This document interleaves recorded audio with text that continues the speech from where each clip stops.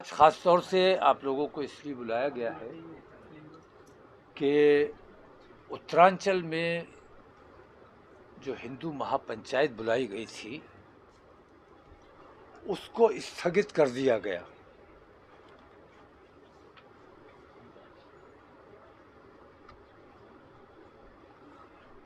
मेरा इस सिलसिले में कहना ये है कि उत्तरांचल में जो कुछ हो रहा है वो पूरे हिंदुस्तान में ये लोग दोहराना चाहते हैं। उत्तरांचल को मॉडल बनाना चाहते हैं, उत्तराखंड को। तो मुस्लिम महापंचायत अगर 18 का ऐलान ना किया गया होता तो हुकूमत ये फैसला नहीं लेती कि 15 की जो इनकी रैली थी उसको स्थगित किया जाए। मैं आप लोगों के ज़रिए हुकूमत तक ये बात पहुंचाना चाहता हूं कि हमें मजबूर मत करो कि हम तुम्हारे किसी एक्शन पर रिएक्शन देने पर मजबूर हो जाएं। अगर हुकूमत ने पहले 15 तारीख के ऐलान वालों पर अंकुश लगाया होता, उनको रोकने की कोशिश की होती या उन पर दबाव बनाया गया होता कि भाई इस किस्म की चीज़ों से माहौल ख़राब होगा, तो हमें 18 का ऐलान नहीं करना पड़ता। और अगर हम 18 का ऐलान नहीं करते तो हमें यकीन है कि 15 का प्रोग्राम इनका ये स्थगित नहीं किया जाता, इस पर पाबंदी नहीं लगाई जाती। जिस तरह आपको याद होगा कि धर्म संसद हो रहा था जगह जगह और 20 लाख मुसलमानों को कत्ल करने की बात की गई थी और हमने अपने 20,000 लोगों को जमा किया था और कफन बांध के लोग आए थे। उसके बाद इन लोगों पर एक्शन लिया गया। अगर वो एक्शन पहले ले लिया गया होता तो हमें कफन बांध के सड़कों पर नहीं आना पड़ता। तो मैं कहना ये चाहता हूं कि हुकूमत को सही वक्त पर फैसला लेना चाहिए। इंतज़ार अगर करते हो कि दूसरा पक्ष फैसला ले, इससे किसी भी दिन माहौल देश का ख़राब हो सकता है। हम अपने देश में अफरा तफरी का माहौल नहीं चाहते, हम किसी भी बात का जवाब नहीं देना चाहते, हम अमन और भाईचारा बना के रखना चाहते हैं। उत्तराखंड में जो कुछ हो रहा है, कितने मज़ारात शहीद कर दिए गए, कितनों को चिन्हित कर दिया गया, और अभी कलियर शरीफ के एक मज़ार को भी नोटिस दिया गया है, उसकी भी आज तारीख 15 कल गुजर गई। तो अगर वैध और अवैध की बात है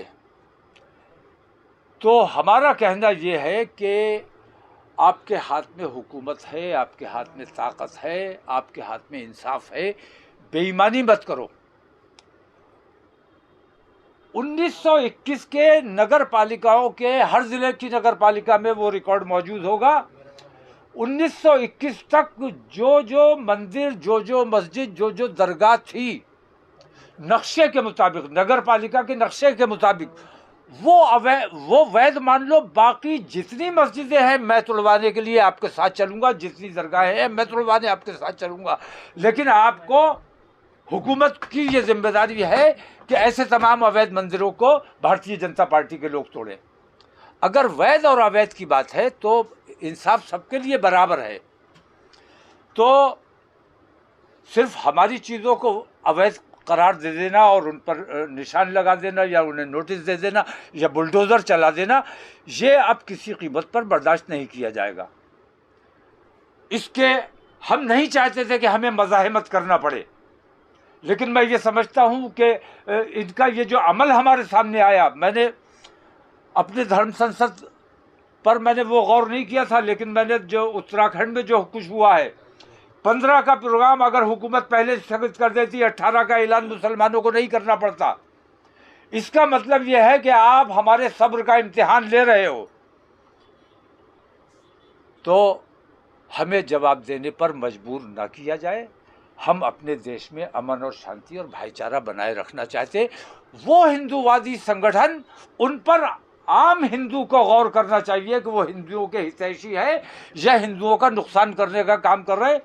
अगर हिंदू ईमानदारी के साथ बिल्कुल धार्मिक ताज्जुब को हटाकर अगर एक बार गौर से सोचेगा, गौर करेगा, तो वो इस नतीजे पर यकीनन पहुंचेगा कि जितने हिंदूवादी संगठन हैं, वो विश्व हिंदू परिषद हो या बजरंग दल हो या इस जैसी तंजीमें हो, वो तमाम की तमाम मुसलमानों का नुकसान कम कर रही है, हिंदू समाज का ज्यादा कर रही है। तो हमने ये तय किया है कि उत्तराखंड में जो कुछ भी चल रहा है, मज़ारात पे बुलडोजर चलाने की बात की जा रही है, अगर ये सिलसिला बंद नहीं हुआ तो फिर हम मजबूर होंगे कि उत्तराखंड हम भी जाएंगे और अपने तमाम लोग ऐलान करके और तमाम मुसलमानों को वहाँ जमा किया जाएगा और बड़ा प्रोग्राम किया जाएगा और इंशाल्लाह हम हुकूमत का घेराव करेंगे और जो बेईमानियाँ हो रही हैं वो हम मुसलमानों से ज़्यादा आम हिंदू तक वो बातें पहुंचाना चाहते हैं कि ये हिंदूवादी संगठन देशद्रोही है और हिंदुओं को नुकसान पहुंचाने का काम कर रहे हैं। जी, किस प्रकार का नुकसान पहुंचाने की कोशिश कर रहे हैं, पूरी बात जानना चाहिए। एक तो देश का नुकसान हो रहा है, सबसे बड़ा देश में अफरा तफरी का माहौल है, मुस्लिम बेटियों को भगाने का 2 लाख रुपए इनाम दिया जाएगा, 3 लाख इनाम दिया जाएगा, नौकरी दी जाएगी, मुसलमान लड़की को लेके आओ, खाने पीने का इंतज़ाम किया जाएगा, मकान का इंतज़ाम किया जाएगा। मैं ये कहता हूँ कि हिंदू समाज को उन जमातों से ये सवाल करना चाहिए कि हमारे बच्चे जब मुसलमान लड़कियाँ लेकर आएंगे तो हमारे अपने घर की बेटियाँ जो हैं वो तो बैठी रह जाएंगी। उन बेटियों का अधिकार है उन हिंदू लड़कों पर जो शादी के योग्य हैं। तो ये हिंदुओं का नुकसान मुसलमानों का नुकसान नहीं है। और हुकूमत जहाँ जहाँ ये समझती, जैसे यूसीसी की बात आजकल बहुत ज़्यादा चल रही है, हालांकि ये तमाम चीज़ें चुनावी स्टंट हैं और बीजेपी सिर्फ चुनाव के लिए काम करती है। उसको न देश के नुकसान से मतलब है, न देश के फ़ायदे से मतलब है, न हिंदू मुस्लिम एकता जो टूट रही है, जो नुकसान देश का हो रहा है, उससे उसका कोई मतलब नहीं। उसको सिर्फ अपने वोटों की राजनीति करनी है कि कैसे ज़्यादा से ज़्यादा वोटों का लाभ हासिल किया जा सके। यूसीसी मैं अलग ऐलान कहता हूँ और मैं अपने मुसलमान भाइयों से भी कहता हूँ कि यूसीसी की मुखालिफत करने की कोई ज़रूरत नहीं है। मैंने देखा है भारतीय जनता पार्टी वाले लोगों को उकसाने का काम कर रहे हैं कि विरोध कीजिए, विरोध करवाने का काम किया जा रहा है कि आप विरोध करेंगे उसी से माहौल बनेगा, उसी से हिंदू समाज की नज़र में आएगा कि हम कितना बड़ा काम करने जा रहे हैं। मैं तमाम मुसलमानों से ये अपील करता हूँ कि यूसीसी की मुखालफत ख़ास तौर से इसलिए भी नहीं की जानी चाहिए कि यूनिफॉर्म सिविल कोड जो है वो मुसलमानों से ज़्यादा हिंदू जितने कबाइल हैं, जितनी बिरादरियाँ हैं और दूसरे सूबों के लोग हैं, उन लोगों को ज़्यादा नाकाबिल कबूल है। लेकिन वो लोग खुद इसलिए कुछ नहीं बोल रहे कि उन्हें मालूम है कि मुसलमान विरोध करेगा और उस विरोध का लाभ हमें मिलेगा। मैं मुसलमानों से कहता हूँ, एक बार विरोध जिनका नुकसान हो रहा है उनको करने दीजिए, हम उनका साथ देने के लिए तैयार हैं, लेकिन विरोध की कमान हम अपने हाथ में लेने को तैयार नहीं है। जिनके धार्मिक या सामाजिक जो रस्म रिवाज होते हैं उनको ठेस पहुंच रही है, उनको नुकसान हो रहा है, उनको आगे आना चाहिए और उनको इन चीज़ों का विरोध करना चाहिए। मुसलमानों से मैं अपील करता हूं कि यूसीसी का विरोध बिल्कुल ना किया जाए। मैंने बताया जहां दीनी तालीम के मराकिज़ हैं वहां दीनी तालीम ही पर जोर दिया जाएगा। बाकी दूसरे मराकिज़ हैं जहां बाकी तालीम दी जाती है और बहुत से ऐसे स्कूल हैं, बहुत से ऐसे मदरसे हैं जहाँ कंप्यूटर की तालीम दी जाती है, जहाँ संस्कृत की तालीम दी जाती है।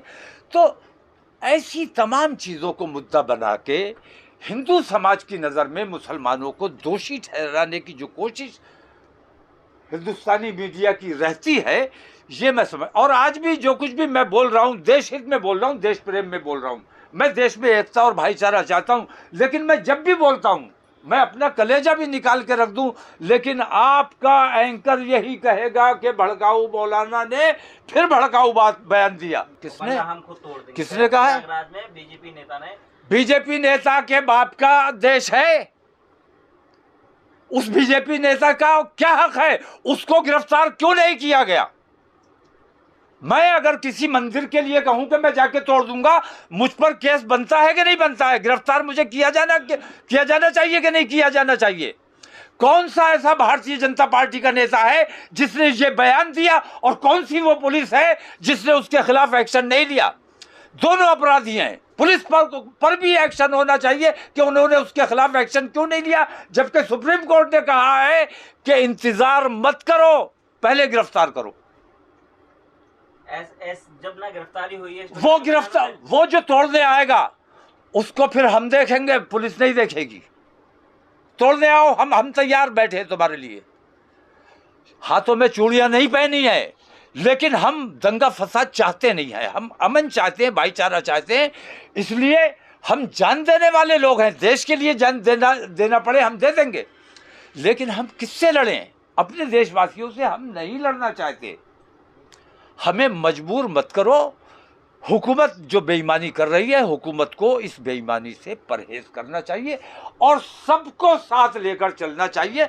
हमें कुछ मत दो, लेकिन हमारे साथ अन्याय मत करो। जो हमारे पास है वो हमसे छीनने की कोशिश मत करो।